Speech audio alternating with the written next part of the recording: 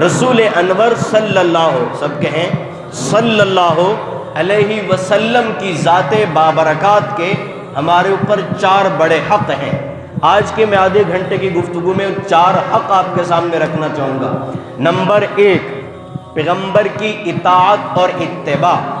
Number 1، اطاعت اور اتباع، یہ پیغمبر کا پہلا حق۔ نمبر 2، پیغمبر کی محبت، ہم سب کو یہ دوسرا حق ہے، مرد کو بھی عورت کو بھی پیغمبر کی محبت سے دل لبریز ہونا چاہیے، یہ دوسرا حق ہے۔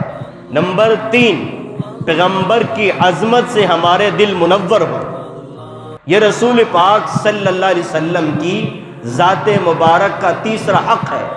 نمبر 4، اس شخصیت کی اور اس محسن انسانیت کی ذات پر درود و سلام پڑھنا اس کا حق ہے۔ ان 4 حقوق کو جب ہم مد نظر رکھ کے زندگی گزاریں گے، ہمیں امید ہے کہ اللہ تعالیٰ اس کی برکت سے ہماری زندگی کے اندر خیر اور برکتیں اور رحمتوں کا نزول فرمائیں گے۔ پہلا حق رسول پاک علیہ السلام کا یہ ہے کہ ان کی اتباع اور اطاعت کی جائے۔ قرآن شریف نے یوں کہا، اطیعوا اللہ واطیعوا الرسول ان کنتم مؤمنین۔ اگر تم ایمان کا دعویٰ کرتے ہو، کس چیز کا بھائی؟ ایمان کا دعویٰ کرتے ہو کہ ایمان والے ہو، کلمہ پڑھتے ہو لا الہ الا اللہ محمد الرسول اللہ صلی اللہ علیہ وسلم، پھر اس پیغمبر کی اطاعت کرو۔ اگر تمہارا دعویٰ ایمان ہے، دعوے پہ سچا اترنا چاہیے، تو لہٰذا اطاعت رسول کرو، اطاعت رسول کرو۔ اطیعوا اللہ و اطیعوا الرسول، اللہ نے تمام رسولوں کی اطاعت کا حکم دیا قرآن میں، جا بجا جا بجا جا بجا پیغمبروں کی اتباع اور اطاعت کا حکم دیا۔ اور اگر حقیقت اطاعت رسول دیکھنا چاہتے ہو، پھر چلو صحابہ کے دروازے پر، صحابہ بتائیں گے کہ پیغمبر کا اتباع اور اطاعت کیسے کیا جاتا ہے۔ رسول پاک صلی اللہ علیہ وسلم صحابی کے ساتھ سفر سے آ رہے، صحابی رسول بھی سوار تھے، رسول پاک علیہ السلام بھی اپنی سواری پر سوار۔ اس صحابی نے ایک چادر لی ہوئی تھی، جس چادر کا رنگ نسوانی تھا۔ نسوانی کا مطلب وہ رنگ جو عورتوں کو جچتا ہے، رنگ ہے نا، کچھ عورتوں کے ساتھ رنگ مخصوص ہیں، جی عورت یہی پہنے، یہی جوڑا پہنے اس رنگ کا، وہ مردوں کو اچھے نہیں لگتے۔ وہ قسم ایک بوٹی ہے اس زمانے میں، اس رنگ میں رنگی ہوئی چادر صحابی کے موڑے پر، کندھے پر اوپر لی ہوئی، حضور کے ساتھ ساتھ سفر میں، وہ بھی اپنی اونٹنی پر، اپنے سواری پر، رسول پاک بھی اپنی سواری پر۔ حضور نے دیکھا، وہ قریب آئے، فرمایا، عبداللہ بن عمر صحابی کا نام ہے، عبداللہ یہ چادر کا رنگ کیسا ہے تمہارا؟ کیا کہا؟ عبداللہ یہ چادر کا رنگ کیسا ہے تمہارا؟ اگلی بات نہیں کہی، نہ صحابی نے کوئی بات کی ہے، نہ رسول اللہ نے کوئی بات کی، اتنا کہا کہ عبداللہ تمہاری چادر کا رنگ کیسا ہے؟ اتنی بات کہنی تھی۔ صحابی واپس آئے، گھر میں آئے، گھر میں چولہا جل رہا تھا، چادر اٹھائی اور چولہے میں پھینک دی، جلا کے خاک کر دی۔ اگلے دن رسول پاک علیہ السلام سے پھر ملاقات ہوئی، حضور نے پوچھا چادر کہاں ہے؟ عبداللہ چادر کہاں ہے؟ فرمایا اللہ کے نبی جلا دی۔ اللہ، حضور نے فرمایا کیوں؟ اللہ کے نبی آپ کو اچھی نہیں لگی، آپ کو رنگ اچھا نہیں لگا۔ حضور نے فرمایا عورتوں کو دے دیتے، عورتوں والا رنگ تھا۔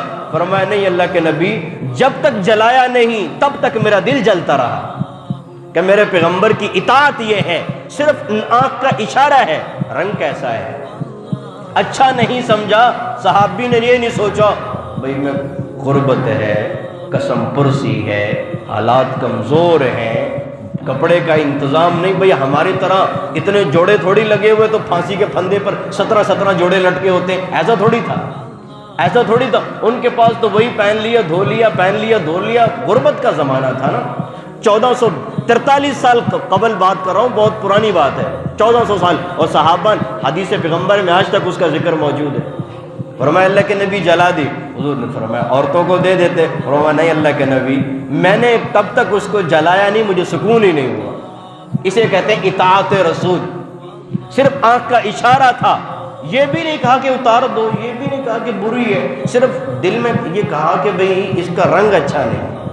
صحابی نے ایک سیکنڈ نہیں لگایا حکم کی تعمیل کرنے میں، جلا کے خاک کر دی. حضور پاک مدینہ سے مسجد سے نکلے، محلے سے نکلے تو ایک انصاری کے گھر کے پاس سے گزر ہوا. انصار کہتے ہیں مدینہ والوں کو، مہاجر کہتے ہیں مکہ والوں کو. جو مکہ سے مدینہ آئے انہیں مہاجر کہتے ہیں، جو مدینہ کے باسی تھے انہیں انصار کہتے ہیں. انصاری کے گھر کے پاس سے گزر ہوا. آپ یاد رکھنا، میں آپ کو یہ گنوانا چاہ رہا ہوں، پیغمبر کے 4 حق ہیں. پہلا حق اطاعت ہے. پہلا حق کیا بھائی؟ اطاعت رسول ہے، اور اطاعت صحابہ سے سیکھی جائے. نبی پاک علیہ السلام گزرے ایک مکان کے پاس سے، تو مکان آج جیسے مکان اس ٹائپ کا بنا ہوا تھا، قبہ، اس کے اوپر گنبد ٹائپ کا کچھ بنایا گیا تھا. اس زمانے میں لینٹر تو تھا نہیں، اس زمانے میں بھائی جو ہے نا وہ کھجور کی لکڑیاں اور چھڑیاں لگا کر کے اس ٹائپ کا بنایا گیا، لیپ شیپ کر کے قبہ ٹائپ. حضور پاک علیہ السلام کا گزر ہوا، اس مکان کی طرف دیکھا. مکان کی طرف دیکھ کے موجود ساتھ میں صحابہ سے پوچھا یہ کس کا گھر ہے؟ فرمایا رسول اللہ فلانے کا ہے. حضور نے اتنی بات پوچھی ہے اور صحابہ نے اتنا بتایا جی اللہ کے نبی فلانے کا ہے. حضور واپس آ گئے، اپنے کام سے واپس آ گئے. مسجد النبوی میں سارے صحابہ کا معمول تھا نبی پاک علیہ السلام کی زیارت بار بار کیا کرتے تھے. کام سے فارغ ہوئے حضور کے پاس، وہی صحابی جن کا وہ گھر تھا آئے، السلام علیکہ یا رسول اللہ، سلام کیا کر. حضور نے فلا یرد سوال، سلام کا جواب نہیں دیا. اس نے کہا شاید کہ سنا نہیں، شاید کہ حضور نے سنا نہیں ہے. دوبارہ سلام کیا، السلام علیکہ یا رسول اللہ. حضور نے پھر جواب نہیں دیا، سلام کا جواب نہیں دیا. جب سلام نبوت کی طرف سے سلامتی واپس نہیں آئی، صحابی تڑپ گیا. یہ کیا ہو گیا؟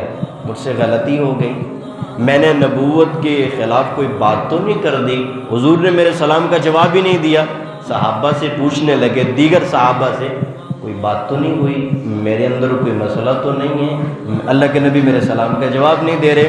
فرمایا ہاں مسئلہ تو ہے. وہ کیا ہے؟ تمہارے گھر کے پاس سے گزر ہوا. حضور نے پوچھا یہ قبہ کس کا بنا ہوا ہے؟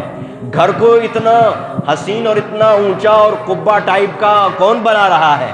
ہم نے بتا دیا، آپ کا نام لے دیا. صحابی وہیں سے گئے. یہ اطاعت رسول ہے صحابی کی. صحابی مسجد سے اٹھے اور حضور کو یہ نہیں بتایا میں کہاں جا رہا ہوں، جاتے ہی اپنے گھر کو زمین کے برابر کر دیا. گھر گرا دیا، قبہ ٹائپ کا بنا ہوا تھا، گنبد ٹائپ، گرا دیا. اور گرا کر کے یہ نہیں کہا اللہ کے نبی میں نے گرا دیا، گھر گرا دیا، چھوڑ دیا، خیمے میں آ گئے. حضور پاک علیہ السلام کا دوبارہ وہاں سے گزر ہوا تو دیکھا گرا ہوا ہے. صحابی نے آ کر جتلایا نہیں کہ آپ کی اطاعت میں نے گھر کو گرا دیا ہے، میں نے آپ کی اطاعت میں گرا دیا، ایسا بھی نہیں کہا. یہ صحابہ کے جذبات تھے، پیغمبر کے آنکھ کے اشارے کے مطابق عمل کیا جائے. جب اس نے گرایا، میرے پیغمبر علیہ السلام نے فرمایا ہر عمارت کل بنن، ہر عمارت وبال ہے الا بد لہ. وہ عمارت جس کے بغیر گزارا نہ ہو، وہ عمارت جس میں سر ڈھانپا جائے، جس کے بغیر گزارا نہ ہو، وہ تو وبال نہیں، وگرنہ اس کے علاوہ جو ضرورت سے زائد عمارت کا اوپر پیسہ لگے، میرے نبی نے فرما دیا وہ ضائع ہے، وہ بیکار ہے. اللہ کے دربار میں اس کا جواب ہے کہ تم نے سارا پیسہ دنیا کی رنگ رلیوں پہ لگا دیا، سارا پیسہ تم نے مکانات پہ لگا دیا، سارا پیسہ تم نے یہیں خرچ کر دیا. مقصد زیست یہ نہیں ہے. صحابی نے جتلایا نہیں، یہ صحابہ کا اطاعت رسول ہے. اتنا اونچا تھا. ایک مرتبہ نبی پاک علیہ السلام، نمبر 3، تیسری مثال، رسول پاک صلی اللہ علیہ وسلم مسجد میں تشریف لائے جمعے کے خطبے کے لیے. جب خطبے کے لیے ممبر پر جلوہ افروز ہوئے، صحابہ کو خطبہ دیا تو خطبہ دینے سے فرمایا بیٹھ جاؤ، اجلسو، صحابہ سے فرمایا بیٹھ جاؤ۔ گواہ، کائنات گواہ ہے، صحابہ کرام جہاں جہاں مسجد میں بیٹھے ہوئے تھے وہیں بیٹھ گئے۔ کچھ صحابہ ایسے تھے جو مسجد کی دہلیز اور دروازے میں بیٹھ گئے، کچھ ایسے تھے جو بکریوں کے باہر باڑے میں بیٹھ گئے۔ ایک صحابی کو دیکھا مسجد کے دروازے پر اونچا اور نیچے پہ بیٹھا ہوا، اللہ کے نبی نے پوچھا ایسا کیوں بیٹھے ہو؟ فرمایا یا رسول اللہ صلی اللہ علیہ وسلم آپ کی آواز آئی کہ اپنی جگہوں پر بیٹھ جاؤ، میں یہیں بیٹھ گیا، قدم آگے نہیں اٹھایا کہیں بات ماننے میں دیر نہ ہو جائے۔ یہ ہے اطاعت رسول، صحابہ نے کر کے دکھائی ہے۔ صحابہ ایسے پیغمبر علیہ السلام کے شیدائی اور فیدائی تھے، ایسے اطاعت کیا کرتے تھے۔ اللہ ہمیں اطاعت کا جذبہ ہمیں بھی عطا فرمائے۔ صحابہ کے اندر اس قدر اطاعت تھی۔ نمبر 2، دوسرا پیغمبر کا حق محبت ہے۔ پہلا اطاعت ہے، دوسرا محبت ہے۔ رسول پاک علیہ السلام سے اتنی محبت کی جائے، اتنی محبت کی جائے، اپنا مال پیچھے، جائیداد پیچھے۔ اللہ قرآن میں کہہ رہے ہیں سورہ توبہ میں، مال پیچھے، جائیداد پیچھے، بیوی بچے بعد میں، بیوی بچے بعد میں، ساری چیزیں بعد میں، سب سے پہلے پیغمبر کی محبت اور پیغمبر کی اطاعت ہے۔ رسول پاک علیہ السلام کی محبت سے ہمارے دل لبریز ہونے چاہیے۔ اگر دلوں میں محبت نہیں تو یہ نعرے بیکار ہیں، یہ نعرے بیکار ہیں۔ ان کو حدیث پیغمبر میں آتا ہے لا یؤمن احدکم، اس وقت تک تم میں کامل مومن کوئی نہیں ہو سکتا حتی اکون احب الیہ من والدہ وولدہ والناس اجمعین، جب تک میری ذات تمہارے ہاں اپنے مال سے، اولاد سے اور بیوی بچوں سے اور تمام کائنات سے میری ذات محبوب نہ ہو جائے تب تک تم ایمان میں کامل نہیں ہو، تم ایمان میں کامل نہیں ہو۔ تمہارا ایمان کامل تب ہوگا جب رسول پاک صلی اللہ علیہ وسلم کی محبت سب سے مقدم ہوگی۔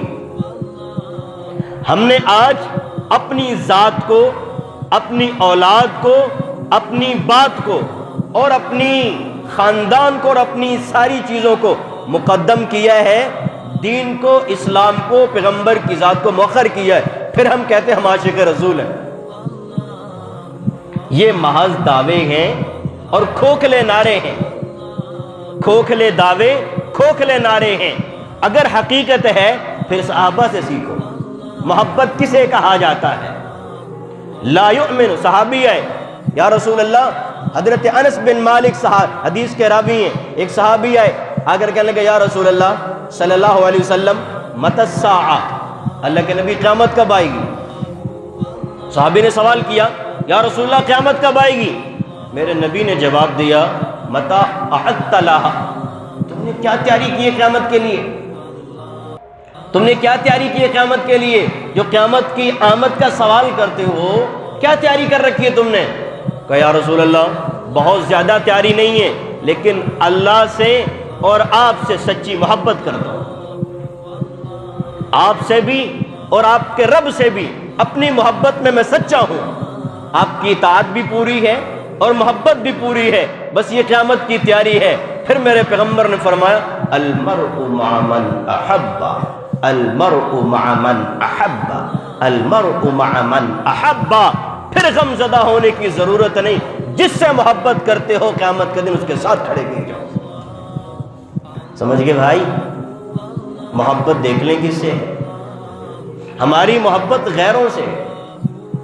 اگر محبت میں سچے اور ثابت ہوتے تو ہم نظر آتے، ہم نظر آتے یہ عاشق رسول ہیں۔ صرف سال میں ایک مرتبہ نعرہ لگا دینا عشق کا حق ادا نہیں ہوا، ایک جلسے اور ایک جلوس سے، ایک مرتبہ سیرت النبی کے نام سے کانفرنس کر لی، ہم کہتے ہیں پیغمبر کے حق اتر گئے ہم سے، یہ غلط ہے۔ اسے نہیں کہتے، سر سے لے کر پیر تک 24 घंटे पैगंबर की सीरत में गुजारने का नाम यही जो है ना वो मोहब्बत रसूल है।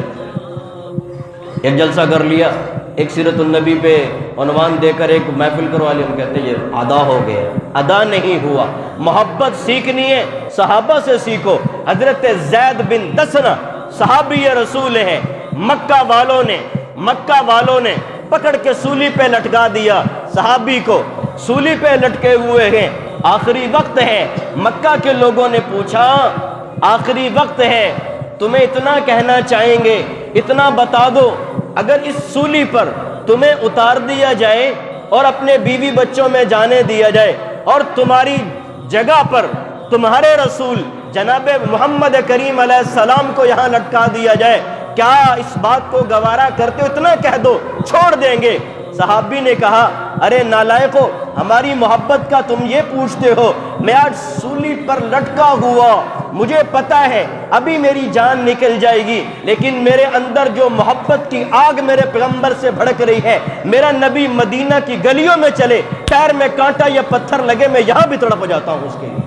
मुझे इतना भी बर्दाश्त नहीं है मुझे। इसे कहते हैं मोहब्बत। हम कहते हैं जी एक नारा लगा लो, हक अदा हो जाएगा, एक जलसा कर लो, हक अदा हो जाएगा, एक सीरतुन नबी के नाम से कॉन्फ्रेंस कर। नहीं बाबा, ऐसे हक अदा नहीं होगा। जितने हमारे ऊपर हमारा एक एक बाल पैगंबर के एहसान से दबा हुआ है। अरे हम इंसान ना कहलाते अगर रसूलुल्लाह की तालीमात हमारे पास ना होती।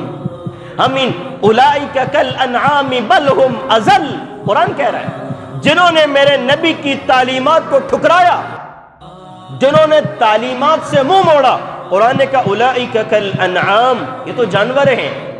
और फिर आगे एक और जुमला कहा, बल हुम अज़ल, ये तो जानवरों से भी गए गुजरे जो मेरे रसूल की तालीमात को छोड़ दें। इसलिए मेरे दोस्तों और बुजुर्गों, मेरे नबी का दूसरा हक हमारे ऊपर है, हम मोहब्बत में सच्चे साबित हों। रसूल पाक सल्लल्लाहु अलैहि वसल्लम दूसरी जंग लड़ रहे थे, जंग ओहद। अव्वल तौर पर मुसलमानों को शिकस्त हुई, बहुत शिकस्त इस तरह हुई, बहुत सारी शहादतें हुई, और इस तरह के सहाबा इकराम भी शहीद हुए, मेरे नबी के दंदाने मुबारक भी शहीद हो गए।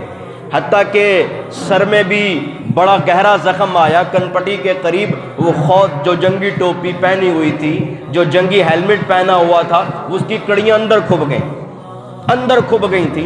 एक सहाबी है हज़रत अबू उबैदा बिन जर्राह रज़ी अल्लाह अन्हु, जिनके बारे में मेरे पैगंबर ने कहा अमीनु हादिहिल उम्मा, ये मेरी उम्मत का सबसे बड़ा अमानतदार है, अमीन है। आएगा या रसूलल्लाह, मैं कड़ियाँ खींचता हूँ। एक कड़ी खींची तो खींचने से एक दांत टूट गया, ये दांत आगे वाला टूट के नीचे गिर गया, एक कड़ी बाहर आ गई। फरमाया, दूसरे साहबा से कहने लगे ये खिदमत मेरे मुकद्दर में आने दो, पैर जोड़ जोड़ के, हाथ बांध बांध के, भाई ये खिदमत मेरे मुकद्दर में आने दो। दूसरा दांत लगाया दूसरी कड़ी पर, वो भी खींच दी, वो भी दांत टूट गया। लेकिन सहाबा ने लिखा है, उलमा ने लिखा है, आगे वाले दोनों दांत टूटे हुए थे, टूटे पैगंबर की मोहब्बत और पैगंबर की खिदमत में। उन टूटे हुए दांतों से सारे सहाबा में हसीन लगते थे। हजरत उबैदा बिन जर्राह, खून निकल रहा था, सहाबी आए, मुंह लगाकर खून पी गए, सारा खून पी गए। हुजूर ने पचने लगवाए, वो हजामा लगवाया, खून निकलवाया। दूसरे सहाबी से देकर कहा कहीं ऐसी जगह फेंक देना जहां पर पांव ना पड़े। सहाबी गया, मुंह लगाकर गट गट पी गया, पेट में चला गया। अल्लाह के नबी ने पूछा क्या किया? फरमाया रसूलुल्लाह पेट में डाल लिया, किसी का पैर नहीं जाएगा। सहाबी रसूल पाक अलैहि सलाम ने फरमाया जिस खून से मोहम्मद का खून मिल गया, अल्लाह ने जहन्नम की आग को हराम कर दिया। ये सहाबा थे भाई। कौन थे भाई? सहाबा थे।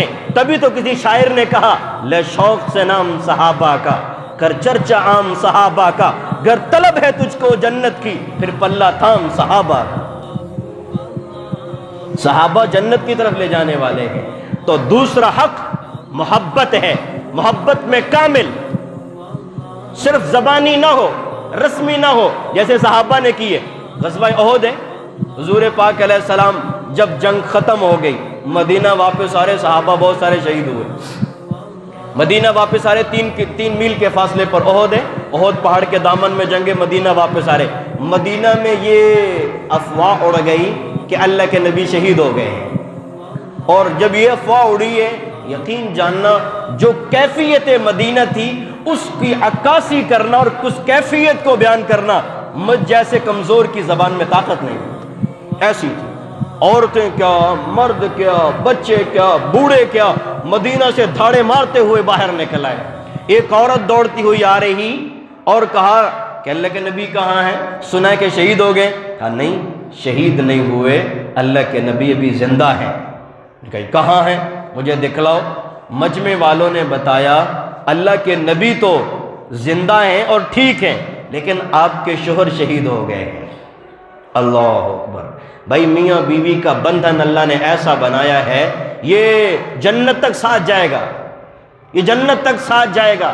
کوئی تھوڑی موٹی کمیاں کوتاہیاں ہو جائیں تو کوئی بات نہیں، یہ جنت تک ساتھ جائے گا. بھائی ہن لباس لکم وانتم لباس لہن، تمہاری بیوی تمہارا لباس ہے، لباس ہے، اور تم اپنی بیوی کا لباس ہو. یہ قرآن نے میاں بیوی کی ڈیفینیشن کی، تعریف کی ہے. میاں بیوی کسے کہتے ہیں؟ ہن لباس لکم وانتم لباس لہن. پھر میرے پیغمبر نے فرمایا تم سب میں بہترین اخلاق کا مالک وہ ہے جس کے اخلاق اپنی بیوی سے اچھے ہیں. اور بھائی باہر تو سارے مسکرا کے ملتے ہیں نا، سارے مسکرا کے ملتے ہیں نا. اگر مسکراؤ گے نہیں، ماتھے پر شکن ہے، تم سے کوئی مسافہ بھی نہیں کرے گا، مسافہ بھی نہیں کرے گا. اور بھائی بیوی سے سارے ماتھے پہ بل چڑھے ہوئے ہیں، اور بھائی جو ہے نا وہ حضور پاک اسلام کو کتنے غم تھے، اتنے غم تھے، اتنے غم تھے. لیکن اما عائشہ فرماتی ہیں جب کبھی میرے نبی حجرے میں آئے چہرے پہ مسکراہٹ تھی. یہ سنت رسول ہے، یہ میرے پیغمبر کی سنت ہے. بیوی سے مسکرا کے کوئی بھی ملے تو چہرے پر حشاشیت ہو، ماتھے پہ بل پڑے ہوئے، 12 بجے ہوئے، پتہ نہیں کیا ہونے کو جا رہا ہے. فرمایا نیکی کرو، صدقہ کرو. ہم تو نہیں کر سکتے، ارے کسی بھائی سے مل رہے ہو تو ماتھے کے بل ہٹا کر چہرہ کھلا کے ملو، یہ بھی ایک صدقہ ہے. حدیث شریف میں آتا ہے یہ بھی ایک صدقہ ہے. تو کہا کہ رسول پاک علیہ السلام تو زندہ اور حیات ہیں، لیکن تمہارے شوہر شہید ہو گئے ہیں. کہا پرواہ نہیں ہے. بیوی ایک دم وہ عورت گھبرائی تو صحیح، بھئی شوہر سے بندھن ٹوٹا ہے، گھبرائے تو صحیح. کہا کہ کوئی پرواہ نہیں، میرے نبی کیسے ہیں؟ دوسرے قافلے نے بتایا بھئی تمہارے بیٹے بھی شہید ہو گئے ہیں، پرواہ نہیں. تیسرے نے بتایا تمہارا بھائی بھی شہید ہے، اور بھائی تمہارے اور بھی خاندان کے شہید ہیں، بیٹا بھی شہید ہے، شوہر بھی شہید ہو گیا، بھائی بھی شہید ہو گئے ہیں، اور اولاد بھی شہید ہو گئی ہے. لیکن کیا کہہ رہی ہیں؟ مجھے میرا نبی دکھلاؤ، مجھے میرا نبی دکھلاؤ. حضور پاک اپنی اونٹنی پر تشریف لا رہے، اونٹنی کا نام ہے قصوہ. اونٹنی پر بیٹھے ہوئے، اور اونٹنی پر بیٹھے ہوئے قافلے کے ساتھ آ رہے تھے، خود پہنا ہوا بلیک جو نا وہ جنگی ٹوپی پہنی ہوئی. اور جب عورت سامنے کھڑی ہو کر میرے نبی کے دامن کو یوں پکڑا، میری طرف دیکھیں، اونٹنی پر بیٹھے ہوئے دامن کو پکڑا اور حضور کی طرح کے فرمایا اللہ کے نبی آپ سلامت اور خیریت ہیں، دنیا کا کوئی غم نہیں. اسے کہتے ہیں محبت. یہ محبت میں سچے تھے، ان کی محبت کامل تھی. آج ہم رسمی دعوے کرتے ہیں. اگر محبت میں کمی ہے، اطاعت میں کمی ہے، ایمان نامکمل ہے. نمبر 3، تیسرا حق میرے نبی کا ہماری ذات ہمارے اوپر یہ ہے کہ نبی کی عظمت سے دل لبریز ہو، نبی کی عظمت دل میں پائی جائے.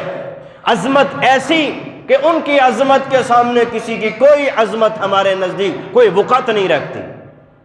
ایسی عظمت ہو دلوں میں. اللہ تعالیٰ قرآن شریف فرماتے ہیں یا ایھا الذی، سورہ حجرات آیت نمبر 2، لا ترفعوا اصواتکم فوق صوت النبی. یہ عظمت بتائی گئی ہے. لا ترفعوا یا ایھا الذین آمنوا لا تقدموا بین یدی اللہ. اے ایمان والو میرے نبی سے آگے نہ بڑھو. نبی جا رہے ہو آگے نہ بڑھو، نبی کھا رہے ہو تم پہلے ابتدا نہ کرو، نبی بیٹھے ہو تم نہ بیٹھو پہلے. یہ ادب اور عظمت سکھائی جا رہی ہے امت کو کہ نبی کے احترام میں پیچھے پیچھے پیچھے پیچھے رہو. نبی کی کسی قسم کی بے اکرامی اور عظمت میں فرق نہیں آنا چاہیے. یا ایھا الذین آمنوا لا ترفعوا اصواتکم. اے ایمان والو نبی کی آواز سے تمہاری آواز بھی اونچی نہیں ہونی چاہیے. دبے لفظوں میں بات کرو. یہ نبی ہے اور نبی بھی نہیں امام الانبیاء ہے، اس کے سامنے عاجزی اور انکساری سے بات کرو. اگر تمہاری آواز اونچی ہو گئی کجہری بعضکم، جیسے آپس میں باتیں کرتے ہو اوئے ووئے کر کے۔ ایک اور آپ کو بات کہہ دوں، میری نبی کی عظمت کو قرآن نے، میرے اللہ نے بتایا۔ حضرت موسیٰ علیہ السلام کا ذکر آیا، قوم نے موسیٰ کہہ کر بلایا۔ حضرت عیسیٰ کا ذکر آیا، قوم نے عیسیٰ کہہ کر بلایا۔ جب میرے نبی کا ذکر آیا، میرے اللہ نے نام لینے کی اجازت نہیں، کہا یا ایھا المزمل، یا ایھا المدثر، یا ایھا النبی، یا ایھا الرسول۔ اللہ نے لقب دیے، تو ایسا تو ایسا تو ایسا تو ایسا، امت کو درس دیا۔ جب میرے نبی کا ذکر ہے تو القاب سے یاد کرنا۔ صاحب لا ترفعوا اصواتکم، نبی کی عظمت ہے، اس کی آواز کے سامنے اپنی آواز کو بلند نہ کرنا۔ اگر تم نے آوازوں کو بلند کر دیا، میرے نبی کی آواز سے اونچی آواز ہو گئی، ان تحبط اعمالکم وانتم لا تشعرون، تمہارے اعمال سارے برباد کر دیے جائیں گے، تمہیں پتہ بھی نہیں چلے گا۔ تمہاری نمازیں ختم، جہاد ختم، زکوٰۃ ختم، صدقات ختم، کیونکہ نبی کی بے اکرامی کر دی۔ اس لیے عظمت نبی کا تیسرا حق ہے۔ جب یہ آیت اتری نا، ایک اور آپ کو بات بتا دوں، اس آیت کے تحت مفسرین اور علماء نے لکھا، اگر اللہ تعالیٰ آپ سب کو، ہم سب کو اللہ تعالیٰ مہربانی فرمائے اور نبی کے روضے کی حاضری نصیب فرمائے، جب آپ صلاۃ اور سلام کے لیے وہاں جائیں، اللہ سب کو لے جائے اور بار بار لے جائے، جب کبھی وہاں پیغمبر کے روضے کے سامنے پہنچے، وہاں بھی علماء نے لکھا ہے اونچی آواز میں نہیں، آہستہ کو السلام علیکہ یا رسول اللہ، وہاں بھی جا کر بھی جب تم نے درود شریف پڑھنا ہے، صلاۃ اور سلام پڑھنا ہے پیغمبر کی ذات پر، وہاں بھی ادب کا دامن نہ چھوٹنے پائے۔ وہاں بھی میرے پیغمبر چونکہ قبر مبارک میں موجود ہے، اور ہم مسلمانوں کا اہل سنت والجماعت کا عقیدہ ہے رسول پاک اپنی قبر میں حیات ہے، اللہ نے دوبارہ ان کو زندگی دی ہے، تبھی تو ہم سلام کرتے ہیں۔ اگر اپنی قبر میں حیات نہ ہوتے ہم سلام کیوں کرتے ہیں؟ اس لیے کہا وہاں جاؤ ادب سے۔ جب یہ آیت نازل ہوئی نا، حضرت صدیق اکبر رضی اللہ عنہ نے کبھی ساری زندگی کی اونچی بات نہیں کی، پاس آ کے آہستہ آہستہ آہستہ بات کرتے، یہ صحابہ تھے۔ حضرت عمر بن خطاب رضی اللہ عنہ، ایک دو شخص آئے مسجد نبوی میں باتیں کر رہے تھے، صحیح بخاری میں روایت ہے، دو شخص آئے مسجد نبوی میں باتیں کر رہے ہیں اونچی اونچی آواز میں، حضرت عمر رضی اللہ عنہ نے ایک کینکری پھینکی، ادھر آؤ ادھر آؤ، دونوں کو بلایا، این انتما، کہاں سے آئے ہو؟ کہاں سے آئے ہو؟ کہ جی طائف سے آئے۔ کہ اگر تم مدینہ کے رہائشی ہوتے تم دونوں کو میں درے مارتا۔ انہوں نے کہا میرے کیوں؟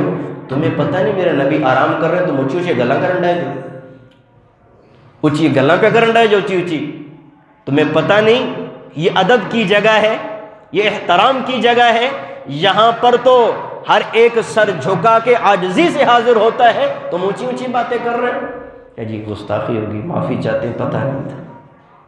تو عظمت پیغمبر کی جب یہ آیت نازل ہوئی، مدینہ کا ایک خطیب تھا، خطیب حضرت قیس بن ثابت غالباً نام ہے ان کا، تو وہ بڑے اونچی آواز تھی ان کی، اونچا، بعض لوگوں کو قدرتی طور پہ آواز اونچی ہوتی ہے، ان کی آواز اونچی تھی۔ جب یہ آیت نازل ہوئی نا، لا ترفعوا اصواتکم فوق صوت النبی ولا تجہروا له بالقول کجہر بعضکم لبعض ان تحبط اعمالکم وانتم لا تشعرون، اعمال ضائع ہو جائیں گے، نبی کی آواز سے اونچی ہو گئی، یہ والا شخص غم زدہ ہو کر اپنے گھر میں بیٹھ گیا، گھر سے نکلنا بند ہو گیا، کھانا پینا بند ہو گیا، عاجزی سے انکساری سے بیٹھا ہوا ہے اور غموں میں چور ہے۔ حضرت سعد بن معاذ نے پوچھا کیا ہوا؟ کہنے لگا میں برباد ہو گیا ہوں۔ کہا کیسے برباد ہو گئے؟ کہا میری آواز اونچی ہے، میرے نبی کی آواز سے اونچی ہوگی، میرے اعمال ضائع ہو گئے ہیں۔ اللہ کے نبی سے پوچھا، اللہ کے نبی نے فرمایا تم ان میں سے نہیں ہو، تم جنتی ہو۔ پھر صحابی کو تسلی ہوئی ہے۔ لہذا نبی کی عظمت سے دل، ایک شخص آیا، یہ مدینہ رسول پاک علیہ السلام عمرہ کرنے کے لیے جا رہے، عمرہ کرنے کے لیے مقام حدیبیہ پہ روک دیا، مقام حدیبیہ پہ روک دیا کہ تم بھائی مکہ نہیں جا سکتے، یہ ٹھیک ہے، وہاں پہ صلح کی شرائط طے ہو رہی تھیں، ان شرائط کے ساتھ تم مکہ میں جاؤ گے، مکہ تمہارے لیے بند ہے اور تمہارے اوپر، آپ کے اوپر پابندی، صحابہ بھی نہیں جا سکتے۔ وہ لمبی چوڑی گفتگو ہے، وہاں پہ کبھی کوئی آ رہا ہے مکہ سے سفیر بن کے صلح کی شرائطیں طے کرنے کے لیے، کبھی کوئی۔ ایک شخص آیا، اس کا نام ہے عروہ بن مسعود ثقفی، عروہ بن مسعود ثقفی، اور بڑا ذہین انسان ہے، بڑا ذہین انسان ہے۔ وہ جب آیا حضور سے صلح کی شرائط طے کر رہا ہے، بات ہو رہی تو کن اکھیوں سے صحابہ کو دیکھ رہا ہے، حضور سے گفتگو کر رہا ہے، صلح کی شرائط طے ہو رہی ہیں، کن اکھیوں سے دیکھ رہا ہے کہ اس نبی کے ماننے والے کیسے لوگ ہیں، جن کے اندر عظمت کتنی ہے۔